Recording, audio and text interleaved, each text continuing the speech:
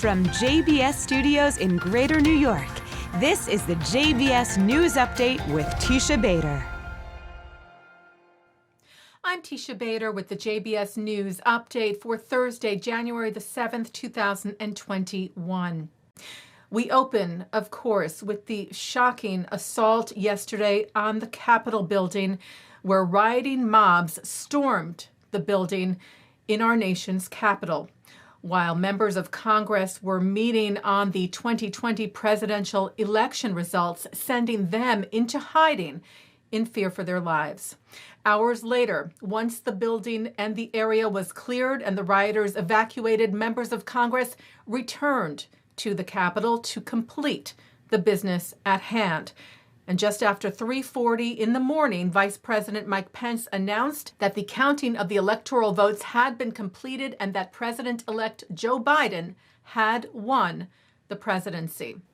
Well, many Jewish organizations expressed outrage at the violent assault on the Capitol building, including the Conference of Presidents of Major American Jewish Organizations, who tweeted that the orderly transfer of power is a hallmark of and essential to American democracy. We are disgusted, they wrote yesterday, by the violence at the U.S. Capitol and urged the rioters to disperse immediately. Law and order must be restored and the peaceful transition of administrations must continue.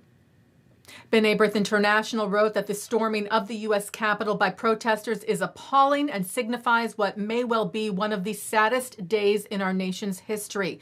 The United States Capitol building represents the heart of our democracy. We condemn those who are engaging in this senseless disregard for the democratic values of our nation. Though it's horrifying to see the U.S. Capitol under siege, the seeds for this have been planted and nurtured for many years. We decry the divisiveness in the country that led to this day, and we must re-engage in a political process of compromise, one issue at a time. The election season is over. In the meantime, we strongly urge President Donald Trump to publicly condemn the rioters. The World Jewish Congress said the mob that attacked the U.S. Capitol and those who incited them embody the worst of society. They must be unambiguously condemned. The Orthodox Union said, "We are deeply saddened and shaken by yesterday's violent events at the U.S. Capitol that have badly upset our sense of peace and security. There is no place for the kind of outrageous incitement that fed that assault on the pillars of our democracy. It must stop. We call upon President Trump to do all that is in his power, and it is indeed in his power, to restore that peace."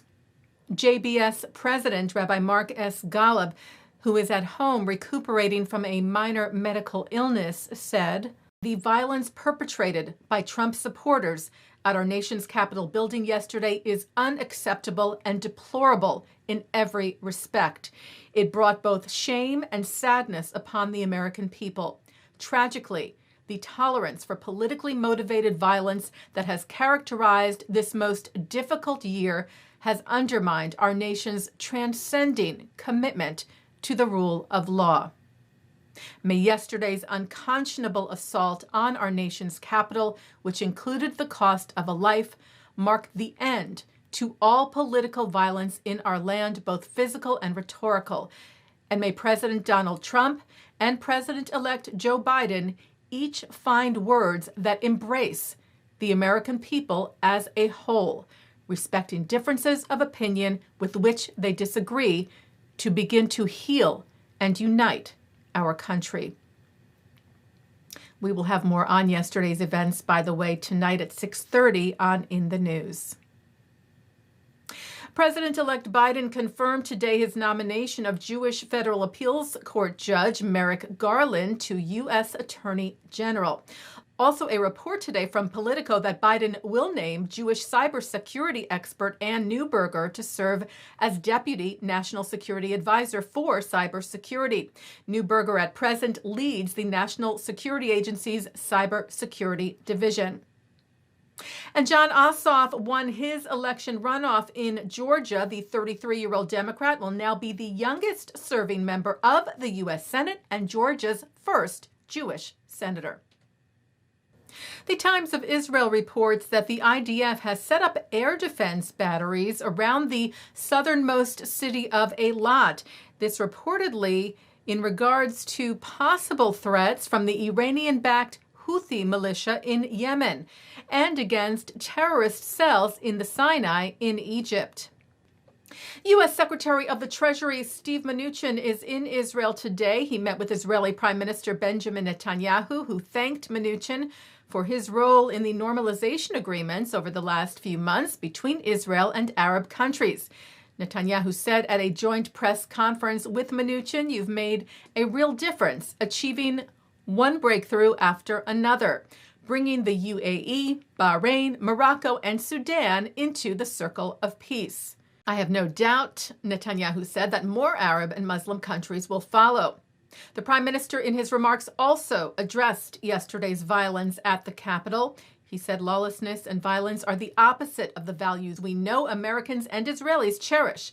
The rampage at the Capitol yesterday was a disgraceful act that must be vigorously condemned. I have no doubt, he said, that American democracy will prevail. It always has. And by the way, the municipality of Tel Aviv lit up last night in red, white, and blue in what its mayor, Ron Huldai, said was to strengthen and respect the land of the free and the home of the brave. Taking a look now at our programming for tonight on JBS for Thursday, January the 7th. At 7 o'clock, it's Talmud study. At 8, former Soviet refusenik Natan Sharansky speaks of his 9-year imprisonment in a Soviet gulag, which he describes in his book, Never Alone, Prison, Politics, and My People, and shares his view of the Jewish world today with Gil Troy from Hadassah. At 9, Mark Golub sits down with Soviet Jewry hero Yosef Mendelevich. At 10:30, Barak Heyman, director of the 2019 documentary Comrade Dov, together with controversial Israeli member of Knesset Dov Kanan, are in the spotlight on Jewish Cinematheque. And coming up next, as I mentioned, in the aftermath of yesterday's tragic events, JBS's Shachar Azani will speak with Dr. Eric Mandel, who is founder and director of the Middle East Political and Information Network. He's also senior editor for security at the Jerusalem Report.